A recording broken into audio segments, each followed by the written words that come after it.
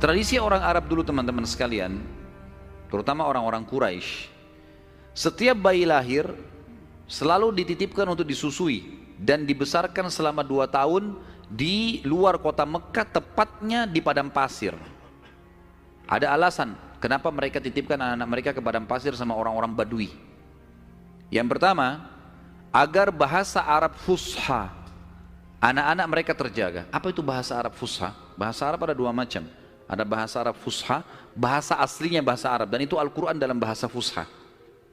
Kalau kita belajar bahasa Arab di pesantren atau di kampus-kampus, bahasa Arab yang dipakai bahasa Arab fusha. Dia punya grammar, rapi. Ada bahasa ammiyah, yang kedua, bahasa pasar. Ini bahasanya dialeknya berbeda-beda, Mesir berbeda, Tunis berbeda, Saudi berbeda, dialek bahasa pasarnya berbeda. Dan ini tidak punya grammar, lebih teracak. Ya mungkin kalau dalam bahasa Inggris dari Inggris sendiri, negeri Inggris dengan dari Amerika, agak berbeda, grammarnya lebih rapi. Tapi kita tidak bahas masalah itu tentunya. Yang jelas orang-orang Quraisy untuk menjaga bahasa fusha, maka mereka menitipkan anak mereka ke Badui, karena orang Badui masih pakai bahasa fusha. Sementara penduduk asli Mekah pada saat itu sudah sering lalu-lalang jemaah haji. Jemaah haji ini dari berbagai wilayah. Makanya kita temukan bahasa Arab, kalau tanda kutip ya, yang paling kacau itu bahasa Arabnya orang Mekah sampai hari ini. Karena bercampur baur antara bahasa Arab dengan bahasa Urdu dengan bahasa Indonesia, campur-campur. Jadi kalau kita ngomong sama mereka itu nggak jelas kadang-kadang. Memang orang-orang Mekah dikenal begitu, karena memang campur baurnya jemaah haji ini. Karena mereka nggak bisa bahasa Arab, mereka pakai bahasanya. Jadi orang sana terpaksa belajar bahasa Persia, belajar bahasa Melayu, macam-macam. Seperti itulah. Nah, dari zaman dulu memang orang-orang Quraisy sudah khawatir dengan itu, perubahan bahasa. Yang kedua, alasannya kenapa anak-anak mereka dititipkan di padang pasir, karena sisi kesehatan. Padahal zaman dulu belum ada seperti kita ya, masalah kimia-kimia, polusi udara masih belum ada. Tapi orang-orang Quraisy sudah berpikir itu. Anak-anak mereka ditinggalkan di padang pasir untuk menjaga kesehatan tubuh mereka, karena makanannya alami, hewan-hewan yang langsung disembelih, langsung dimakan, susu kambing yang diminum, memang sehat. Dan juga udara, serta juga orang-orang Badui ini melatih anak-anak mereka hidup, berburulah, membantu orang tuanya, seperti itulah. Nabi SAW pada saat lahir, secara kebetulan, wanita-wanita Badui dari suku Sa'diyah kebetulan memang terkenal suka menjual jasa susu ini. Banyak ibu-ibu mereka, wanita mereka yang baru melahirkan, air susunya banyak, mereka pun pergi ke Mekah atau ke kota-kota lain nawarin jasa. Ada yang mau nggak titipin anaknya 2 tahun, kemudian nanti bayar upah. Bisa orang tuanya datang mengunjungi, nanti balik lagi. Pokoknya anak-anak ini dijamin dijaga. Dan suku Sa'diyah ini terkenal suku-suku orang-orang yang amanah. Maka orang tidak ragu nitipan anaknya. Datanglah beberapa wanita dari Sa'diyah, di antaranya Halimah. Halimah Sa'diyah ini bersama dengan suaminya bernama Harith. Mereka sama-sama rame-rame datang, dan kebetulan kehidupan Harith dan Halimah ini pas-pasan, orang miskin lah. Di rumahnya itu bangunan tua, ada seekor unta yang kurus, dan ada 2 ekor jantan dan betina kambing, tapi dua-duanya juga kurus, tidak produktif lagi. Dan Halimah dan Harith punya anak banyak. Mereka akhirnya mengadu nasib pergi ke Mekah. Saat tiba di Mekah, mereka kelilinglah nawarin jasa. Biasanya kalau sudah datang wanita-wanita ini, ibu-ibu Mekah pada datang, nih tawarin anaknya dan seterusnya. Mereka keliling-keliling, semuanya menawarkan diri kepada orang-orang kaya, karena akan dibayar. Dan pada saat mereka melewati Nabi SAW, mereka menolak. Karena pada saat itu, mereka tahunya Nabi SAW tidak memiliki ayah. Abdullah meninggal waktu umur 6 bulan. Siapa yang mau tanggung nih? Abdul Muttalib waktu itu betul Raja Mekah, tapi Abdul Muttalib ini sibuk membiayai jemaah haji dan memang tidak bisa. Intinya orang-orang perempuan-perempuan saat dia tidak mau menerima Nabi SAW. Semua bawa anak, mau pulang ke kampungnya, tinggal Halimah yang tidak dapat. Lalu suaminya bilang, si Harith, hai Halimah, coba seandainya kamu ambil anak yatim itu, siapa tahu baik buat kita. Maka Halimah pun mengatakan, baiklah, daripada kita pulang dengan tangan kosong, lebih baik kita ambil. Subhanallah, begitu Halimah pegang Nabi SAW, di situ terjadi keberkahan. Waktu datang ke Mekah, Halimah menunggangi keledai, keledainya kurus sekali dan selalu lambat di belakang. Sampai teman-temannya Halimah kayak ngolok-ngolok, hai Halimah cepatlah, keledaimu melambatkan kami. Dan keledai-keledai yang lain bisa 2 orang naikin, keledai Halimah nggak bisa. Jadi Harith selalu megang saja talinya.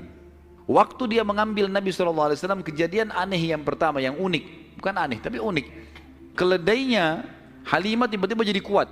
Dan pada saat Halimah naik, karena tidak bisa dikontrol, maka Harith pun naik di keledai ini. Dan larinya kencang sekali, ninggalin teman-temannya. Sampai teman-temannya Halimah bilang, "Hai Halimah, itu keledai tadi yang kamu pakai ke Mekah." Dia bilang, "Iya, tapi kita nggak bisa kontrol, ini lari kencang sekali." Lalu kemudian pada saat tiba di sana, Halimah memiliki tadi saya bilang seekor unta betina yang lemah. Tiba-tiba saja waktu tiba di rumah dilihat untanya gemuk.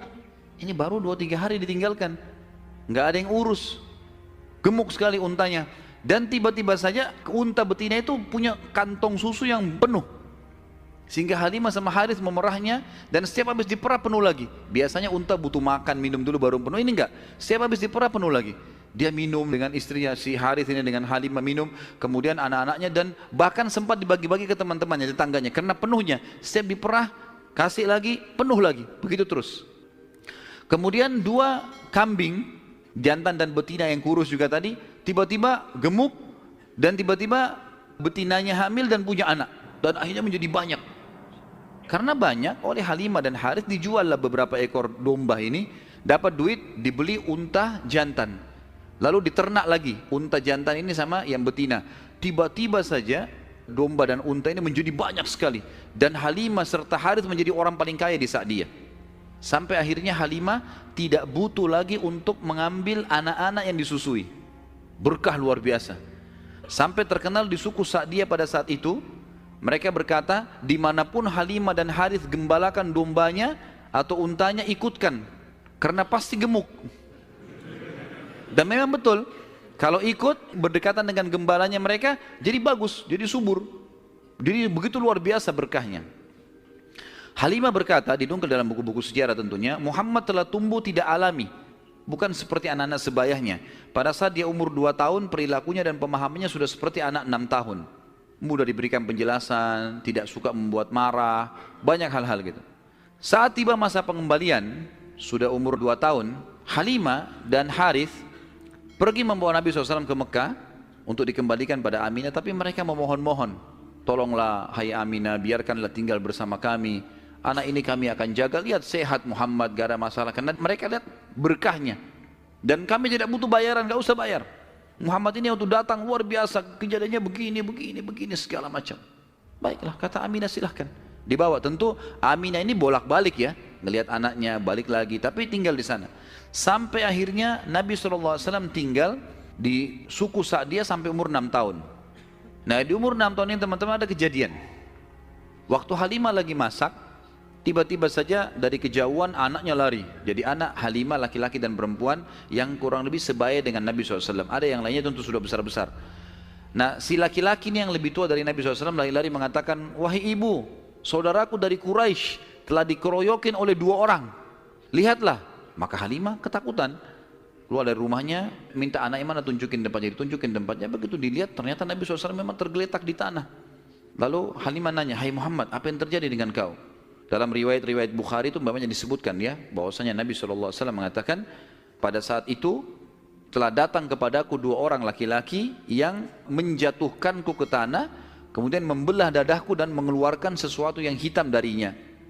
Lalu kemudian menutupnya kembali. Nabi SAW dengan polos jawabnya gitu. Maka Halimah pun membuka baju Nabi SAW dan menemukan memang ada bekas jahitan. Karena ketakutan, akhirnya Halimah bersama Harith membawa pulang Nabi SAW ke Mekah. "Hai Aminah, ini anakmu, ini masih sehat ya, utuh, nggak ada apa-apa, ambillah kembali." Aminah kaget, "Kenapa kalian kembalikan? Dulu kalian yang ngotot mau tahan, kenapa sekarang mau mohon supaya diambil kembali?" Akhirnya kena terdesak, mereka bilang, "Ada kejadian begini dan begitu." Lalu Aminah mengatakan, "Apakah kalian mengira bahwasanya anakku ini diganggu oleh syaitan?" Tidak mungkin, karena pada saat aku sedang hamil, aku mimpi ada kalimat yang aku ucapkan, "U'idzuhu billahil azim min kulli syarrin wa ainin hasid." Aku berlindung kepada Allah untuk bayi ini dari semua keburukan dan iri dengkinya orang lain. Tapi Halimah dan Harith sudah ketakutan, dikembalikanlah Nabi SAW di umur 6 tahun itu.